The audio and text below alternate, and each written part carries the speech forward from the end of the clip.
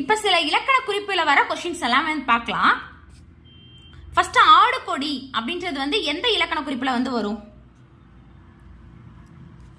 ஆடு கொடி அப்படின்றது வந்து ஒரு வினைத்தொகை. அடுத்து வெண்ணிலவு அப்படின்றது வந்து பண்புத்தொகை.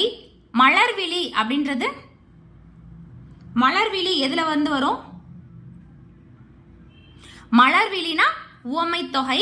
அடுத்து இரவு பகல் அப்படின்றது இரவும் பகலும் அப்படின்னு வந்து வரும். அது வந்து உண்மை தொகையில வந்து வருது. அதே மாதிரி இதுக்கு பாருங்க, வளர்தமிழ் அப்படின்னா வந்து அதை வந்து வளர்கின்ற தமிழ், வளரும் தமிழ் அப்படின்னு வந்து நம்ம வந்து பிரிச்சு எழுதலாம்ல. அப்போ அது வந்து எதுல வரும்? எந்த இலக்கண குறிப்புல வந்து வரும்? வினைத்தொகையில வந்து வரும். வளர்தமிழ்னா வினைத்தொகை. கருங்குவளை, கருங்குவளை எதுல வரும்? கருங்குவளை வந்து பண்புத்தொகை.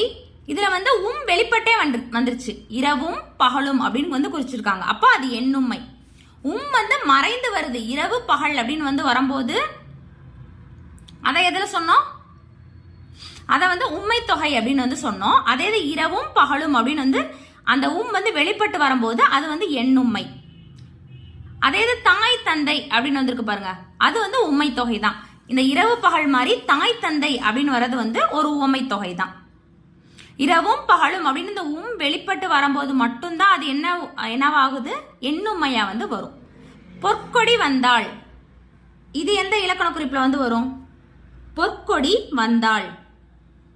அன்மொழி தொகை. தாய் தந்தை இப்பதானே பார்த்தோம். தாய் தந்தை எதுல வந்து வரும்? உண்மை தொகை. இரவு பகல் உண்மை தொகை. இரவும் பகலும் அப்படின்னு வந்து வரும்போது அதோட இலக்கண குறிப்பு எண்ணுமை. பசுவும் கன்றும்னா எண்ணுமை. சிறிய கடிதம், இதோட இலக்கண குறிப்பு என்ன?